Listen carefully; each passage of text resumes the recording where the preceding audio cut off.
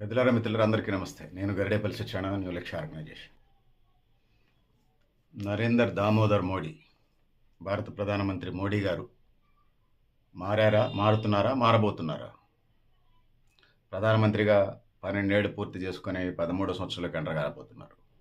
అంతకంటే ముందు 15 ఏళ్ళు గుజరాత్ ముఖ్యమంత్రిగా కూడా చేశారు. అంతకంటే ముందు బీజేపీ జాతీయ ప్రధాన కార్యదర్శిగా, దాంతో పాటు వివిధ బాధ్యతలు కూడా నిర్వర్తించినటువంటి పరిస్థితి మనం చూసాం. సో ఆర్ఎస్ఎస్ పెంచి పోషించినటువంటి నేపథ్యం ఉన్నది. అయితే ప్రధానమంత్రి అనేది దేశ ప్రజల ఏం కోరుకుంటున్నారు దాన్ని బట్టి మోడీ గారు బయటకు వచ్చారో తప్పితే మరొకటి కాదని నేను చెప్పదలుచుకున్నాను. నాకు తెలుసు ఆ హిస్టరీ అంతా. నరేంద్ర మోడీ ప్రశాంత్ కిషోర్కి సర్వే ఇచ్చినప్పుడు దేశ ప్రజలు ఏమనుకుంటా ఉన్నారు అంటే కుటుంబాల నుంచి, పెద్ద పెద్ద ఉన్నత కుటుంబాల నుంచి కాకుండా సామాన్యమైనటువంటి కుటుంబాల నుంచి కావాలి ప్రధానమంత్రి అని ప్రజలు కోరుకుంటున్నారు. ఆ టైంలో 2014 టైంకి వచ్చేసరికి వాళ్ళు సెలెక్ట్ చేసుకుని ఉన్నారు అప్పటికి ఒక 10 మంది అభ్యర్థుల్ని. ఆ సెలెక్ట్ చేసుకున్నటువంటి క్రమంలో ఆర్ఎస్ఎస్ వాళ్ళు అంటే గతంలో జవహర్లాల్ నెహ్రూ కుటుంబం లాగా అంటే పెద్ద ఉన్నతమైన కుటుంబాల నుంచి ఉన్నతమైన చదువులు, స్వతంత్ర పోరాటం, దాని తర్వాత వచ్చినటువంటి లాల్ బహదూర్ శాస్త్రి కూడా వాళ్ళు గొప్ప వ్యక్తులే, నేను కాదంటలా. ప్రధానమంత్రులు గొప్ప వ్యక్తులే. వాళ్ళు నిజాయితీ పరులు, దేశం కోసం తమ ప్రాణాలను పణంగా పెట్టారు, సర్వస్వం దారపోశారు. నెహ్రూ కానీ, లాల్ బహదూర్ శాస్త్రి కానీ, మొరార్జీ దేశాయ్ కానీ, మన్న దేవగౌడ కానీ, లేకపోతే గుల్జరీలాల్ నందా తాత్కాలిక ప్రధానమంత్రి చేసిన ఆయన కానీ, లేకపోతే ఇందిరాగాంధీ కానీ, రా రా రాజీవ్ గాంధీ కానీ, వీళ్ళంతా ప్రధానమంత్రులు చేశారు దేశం కోసం. ఇందిరాగాంధీ, రాజీవ్ గాంధీ టెర్రరిస్ట్ అటాక్స్లో చనిపోయారు. అంటే దేశం కోసం పనిచేశారు వీళ్ళంతా. ఇక వీళ్ళంతా ఉన్నతమైన కుటుంబాల నుంచి వచ్చారనేది. అదే నెహ్రూ కానీ, ఇందిరాగాంధీ కానీ, రాజీవ్ గాంధీ కానీ, వీళ్ళంతా. తర్వాత వచ్చినటువంటి ప్రధానమంత్రి పివి నరసింహరావు కాంగ్రెస్ ముద్దుబిడ్డ. కాంగ్రెస్కి ఇది ఆయన కూడా ఆధిపత్య వర్గాల, కులాల, సామాజిక వర్గాల నుంచి వచ్చాడు. చాలా భూస్వామి, సరే ఉన్నత వర్గాల నుంచి వచ్చాడు. దాని తర్వాత చూసుకున్నప్పుడు మన్మోహన్ సింగ్ కూడా కేంబ్రిడ్జ్, ఆక్స్ఫర్డ్, నాకు స్టడీగా ఆయన చదివినటువంటి యూనివర్సిటీ అని చెప్పిన యూనివర్సిటీ నాకు గుర్తు రావట్లేదు, కానీ అక్కడ పెద్ద ఎకనామిస్ట్ ఆయన. భారత ప్రజలందరికీ తెలుసు ఆయన మౌనమున అనేది ప్రతిపక్షాల ఆరోపణలు. సరే ఏదున్నా, సో పెద్ద పెద్ద కుటుంబాల నుంచి వచ్చినటువంటి వాళ్ళే ప్రధానమంత్రులు అవుతా ఉన్నారు. ప్రజల్లో ఏమున్నది, కామన్ మ్యాన్ ప్రధానమంత్రి అయితే బాగుండు అనుకుంటున్నారు. అది పెద్ద డబ్బులు ఇచ్చేది ఏం కాదు కదా.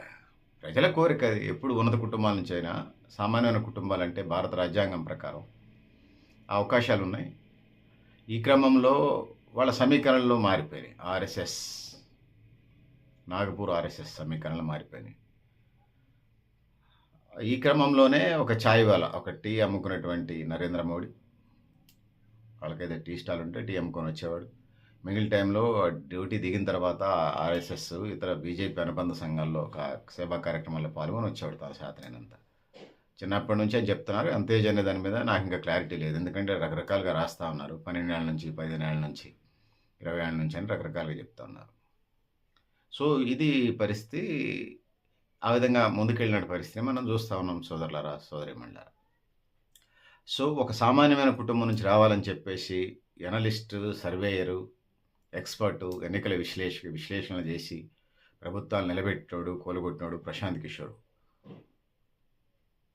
వాళ్ళు ఎదుటోళ్ళకి చెప్పి అమలు చేపిస్తారు, కానీ వాళ్ళు సక్సెస్ కాలేరు. బీహార్లో అదే జరిగింది. ఆయనకి 2-3 సీట్లు కూడా రాలేదు ప్రశాంత్ కిషోర్కి. జనమంతక పార్టీ ఏదో పార్టీ, నాకు సడన్గా పేరు గుర్తుకు రావట్లే, జన సంఘటన పార్టీ ఏదో పెట్టాడు. బీహార్లో ఎన్నికల్లో కూడా వెళ్ళాడు. ఓట్లు వచ్చినట్టుంది 5%, నాకు ఫిగర్ గుర్తు రావట్లేదు. 5 నుంచి, గతంలో వీడియోస్లో చెప్పాను ఆయనకు వచ్చినాయి. 5-15% వస్తాయని సర్వేలో కూడా చదివాను. సో ఎన్నో పార్టీకి వచ్చాడు. సరే ఓనుగా ముఖ్యమంత్రి అట్లా అనుకున్నాడు, కానీ కాలేదు అది. సరే ఆయన సర్వేలు చేయటంలో వాటిని రాజకీయ పార్టీలకు ఇవ్వటం లేదు. ఆయనకు వచ్చేసరికి ఆయన అవన్నీ అమలు చేయలేకపోయాడు. వాస్తవంగా సర్వేలు చేసే వాళ్ళు అందరూ ముఖ్యమంత్రులు, ప్రధానమంత్రులు కాలేరు. కోచ్ ఉంటాడు, సచిన్ టెండూల్కర్ని, వినోద్ కాంబ్లీని, రోహిత్ శర్మని, లేకపోతే ఇంకా చాలామంది క్రికెటర్లు ఉన్నాయి, వైభవ్ సూర్యవంశీ దాకా చాలామంది క్రికెటర్లని కోచ్లు ట్రైనింగ్ ఇచ్చి ఇంటర్నేషనల్ క్రికెట్లో ఆడే స్థాయికి తీసుకొస్తారు. వాళ్ళ లోపాలు ఏమున్నాయో సరిదిద్ది వాళ్ళకున్న బలాలను స్ట్రెంథన్ చేసి ఎప్పటికప్పుడు అప్డేట్ అవుతూ ముందుకెళ్ళాలని చెప్పేసి కోచింగ్ ఇస్తారు. మన కోచ్లు ఎవరు ఇంటర్నేషనల్ లెవెల్లో ఎక్కువ మంది ఆడినోళ్ళు లేరు. రమాకాంత్ ఆచ్రేకర్ సచిన్ టెండూల్కర్ కోచ్. సో ఇది పరిస్థితి. ఇక్కడ కూడా అదే జరిగింది. ప్రశాంత్ కిషోర్ ఇచ్చినటువంటి షెడ్యూల్ ఒక సామాన్యమైన కుటుంబం నుంచి రావాలని చెప్పేసి చెప్పినటువంటి మాటలు నరేంద్ర మోడీ నాగపూర్ ఆర్ఎస్ఎస్ ఆయన బయటికి తీసింది ముఖ్యమంత్రిని. సో ముఖ్యమంత్రి నుంచి ప్రధానమంత్రి మంచి స్పీకర్ నరేంద్ర మోడీ. ముఖ్యమంత్రిగా ఉన్నప్పుడే స్పీకర్. ఆయన మీద అమెరికా వాళ్ళు లేకపోతే ఈనాడు ఆంధ్రప్రదేశ్లో ఎన్డీఏ కూటమిలో తెలుగుదేశం పార్టీ వాళ్ళు చాలా విమర్శలు చేశారు. మా రాష్ట్రానికి రానియమని చెప్పేసి, వాళ్ళు అమెరికా వాళ్ళు రానియమని చెప్పేసి. సో అన్నిటినీ దాటుకుంటూ వచ్చాడు. అది వాళ్ళ చరిష్మా, వాళ్ళ వ్యక్తిగత ఆకర్షణ అనేది మనం చెప్పచ్చు. సో బీజేపీ లీడర్లు ఏ పార్టీకైనా చాలామంది లీడర్లు ఉంటారు. అందులో పవర్ పాలిటిక్స్లో ఉన్నటువంటి సుమారుగా 21 రాష్ట్రాల్లో ఎన్డీఏ పరిపాలన ఉంది. 16 రాష్ట్రాల్లో ఓన్గా బీజేపీ ఉన్నది. అధికారాన్ని నిర్మించినప్పుడు సహజంగా లీడర్లు తయారవుతారు. దేశవ్యాప్తంగా లీడర్లు తయారవుతారు. ఒక రాష్ట్రంలో ఉన్నట్టేనే లీడర్లు తయారవుతున్న నేపథ్యంలో ఆమ్ ఆద్మీ పార్టీ లాంటి 16 రాష్ట్రాల్లో అధికారం నుండి 29 రాష్ట్రాలకి 21, 22 రాష్ట్రాల్లో ఎన్డీఏ కూటమి అధికారం ఉంటే సహజంగానే అన్ని రాష్ట్రాల బీజేపీ స్ట్రెంత్ ఉంటుంది. ఆర్థిక నిధులు, వీళ్ళు మంత్రులు, ఎమ్మెల్యేలు, ఎంపీల అధికారం లేని పార్టీల దగ్గరికి వెళ్ళి రావటం అన్నీ ఉంటుంది. ప్రధానమంత్రి పర్యటనలు, వివిధ కేంద్ర మంత్రుల పర్యటనలు, వివిధ రాష్ట్రాల ముఖ్యమంత్రుల సంబంధాలు, ఇవన్నీ ఇంటర్నల్గా సంబంధాలు కొనసాగుతూ పార్టీ బలోపేతానికి దారులు వేస్తాయి. సో బీజేపీలో మా నరేంద్ర మోడీ కూడా అట్లా ఒక నాయకుడు. ప్రధానమంత్రికి అర్హుడే, నేను కాదని అన్న పెదనాన్ని, నరేంద్ర మోడీ పెదనాన్ని. అయితే వాళ్ళు ఇచ్చిన దాని ఇన్స్ట్రక్షన్స్లో నాగపూర్ ఆర్ఎస్ఎస్ వేదిక మీదకి, వెనక మీదకి నరేంద్ర మోడీ వచ్చాడు. సో అదొక పరిస్థితి అనేది ఈ సందర్భంగా తెలియజేసుకుంటున్నాను. అంతే తప్పితే ఉద్దేశపూర్వకంగా చిన్నప్పటి నుంచి ఆర్ఎస్ఎస్ నుంచి ప్రధానమంత్రి చేయాలనేది ఎజెండా కాదు. చాలామంది ఆర్ఎస్ఎస్లో నుంచి ఉన్నటువంటి వాళ్ళే ఇలా మనకి చాలామంది కనిపిస్తూ ఉన్నారు బీజేపీలో క్యాబినెట్లో. ఇక నరేంద్ర మోడీకి సంబంధించి వచ్చినప్పుడు ఆడ 15 ఏళ్ళు ముఖ్యమంత్రి, ఆడ 12+13 ఏళ్ళకు అడుగు పెడతా ఉన్నాడు. జవహర్లాల్ నెహ్రూ పీరియడ్ని కూడా దాటాడు.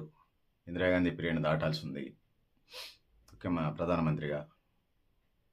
సో ఆయన చరిష్మా రేంజ్లో ఉన్నది. వాళ్ళ అనుబంధ సంఘాలు, బీజేపీ అనుబంధ సంఘాలు, హిందుత్వవాదులంతా కూడా ఆయన్ని పొగుడుతూ ఉన్నారు. 3.0 నుంచి 4.0కి వెళదామని చూస్తూ ఉన్నారు. 543కి 400 సీట్లని బొక్కబోర్లా పడ్డ పరిస్థితిని కూడా మనం ఇంకొక వైపు చూస్తూ ఉన్నాం. సో ఇలా చర్చ జరుగుతూ ఉంది కాక్రోచ్ జనతా పార్టీ పేరుతోని. అధికారిక నివాసం గతంలో రేస్ కోర్స్ రోడ్ నెంబర్ 7గా ఉండేది. ఇలా అధికారిక నివాసం లోక్ కళ్యాణ్ మార్గ్ రోడ్ నెంబర్ 7గా చేశారు. అంటే రాచరికపు భాషని తొలగించినట్టుగా మనకు అర్థమవుతుంది. ప్రతి ఒక్కళ్ళ పరిపాలనలో వాళ్ళదైనటువంటి కార్యక్రమాలు చేస్తూ ఉంటుంటారు. ఇలా రాహుల్ గాంధీ, ప్రియాంక గాంధీ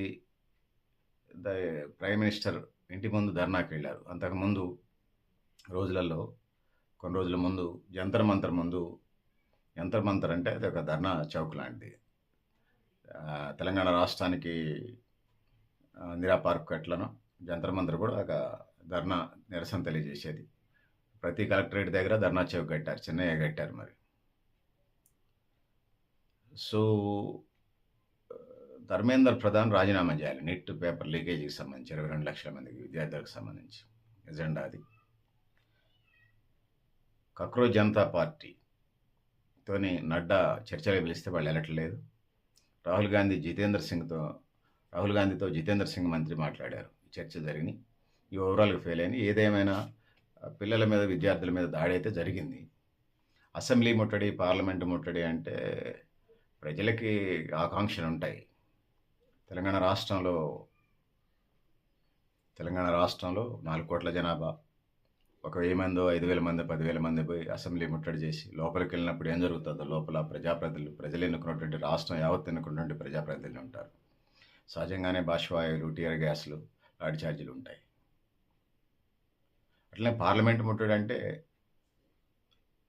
ఇంకా సీరియస్గా ఉంటుంది. ఎందుకంటే దేశానికి సంబంధించినటువంటిది. ఆ పేర్లో విదేశీ శక్తులు ఇబ్బంది అవుతుంది. వచ్చేటువంటి కాక్రోచ్ జనతా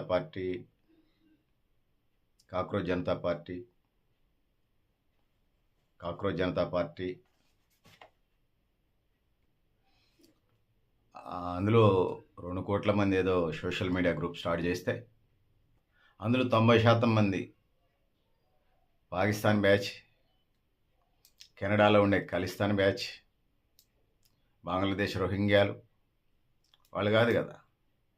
వాళ్ళెవరు వచ్చి మళ్ళీ పార్లమెంట్లో వాళ్ళంతా రాజ్యసభకి, లోక్సభకి ప్రజలు ఎన్నుకున్నటువంటి వాళ్ళు ప్రత్యక్షంగా పరోక్షంగా. సాక్షాత్తు ప్రధానమంత్రి కూడా ఉండటానికి ఆస్కారం ఉండదు పార్లమెంట్లో. వచ్చిన వాళ్ళల్లో అందరూ భగత్ సింగ్లే ఉండరు. ఎందుకంటే భగత్ సింగ్ స్వతంత్ర ఉద్యమాన్ని చేసినప్పుడు పొగబాంబు పార్లమెంట్ సభ్యులకి ప్రాణహాని కలిగించకుండా కొద్దిపాటి బ్రీతింగ్ 1 నిమిషం 2 నిమిషాల పాటు ఇబ్బంది కలిగే బ్రీతింగ్ సమస్యకు అని పీల్చుకున్నాడు. పొగ ఇబ్బంది ఉంటుంది అంత మట్టుకే. పొగబాంబు వేశాడు పార్లమెంట్లో. మళ్ళీ తర్వాత కూడా అరెస్ట్ అయ్యాడు. ఎందుకు బాంబు వేసిండు అనేది తెలియాలి కాబట్టి, నా దేశ స్వాతంత్రం కోసమే. సో అక్కడికి వచ్చిన వాళ్ళు అంతా కూడా అట్లనే ఉంటారని చెప్పలేం. అందులో విదేశీ శక్తులు ఏమైనా వస్తే యావత్ దేశం వెనుకొంటుంటిది. ప్రపంచ అవనేక మీద అది ఛాలెంజింగ్. పార్లమెంట్ ముట్టడంటే లోపలికి ఎవరు పోనీయరు. సహజంగా పోలీసులు లాఠీ చార్జ్ చేస్తారు. ఇప్పుడు కాంగ్రెస్ వాళ్ళు కూడా గతంలో ఉన్నప్పుడు ధర్మేంద్ర ప్రధాన్ జాతీయ ఏబీవీపీ జాతీయ ప్రధాన కార్యదర్శి ఉన్నప్పుడు ఆయన కూడా ధర్నాలు చేసినవాడే కదా. ఆయన్ని ఇలా కాంగ్రెస్ పార్టీ ఆ రోజు ఉన్నటువంటి ప్రభుత్వం లాఠీ చార్జీలు చేయలేదా?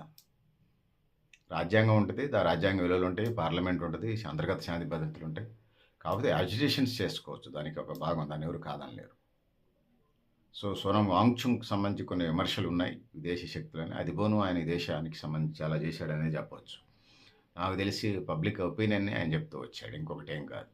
అది రైటా రాంగ్ అనేది ఇంకో డిబేట్ చేద్దాం. సో ఇది పరిస్థితి. ఈ క్రమంలోనే పిల్లల మీద దాడి, టియర్ గ్యాసు, బాష్పవాయువులు, పోలీస్ లాఠీ చార్జీలు జరిగిన తర్వాత, తలకాయలు పగిలిన తర్వాత, చేతులు ఇరిగిన తర్వాత, దెబ్బలు తగిలిన తర్వాత ప్రియాంక గాంధీ, రాహుల్ గాంధీ, నరేంద్ర మోడీ ప్రధానమంత్రి కార్యాలయమైనటువంటి లోక్ కళ్యాణ్ మార్గ్ రోడ్ నెంబర్ 7లో ఎంపీలతో కలిసి వెళ్ళారు. సో ప్రభుత్వం కూడా ఎక్స్పెక్ట్ చేయలేకపోయింది వాళ్ళు అసలు వస్తారని.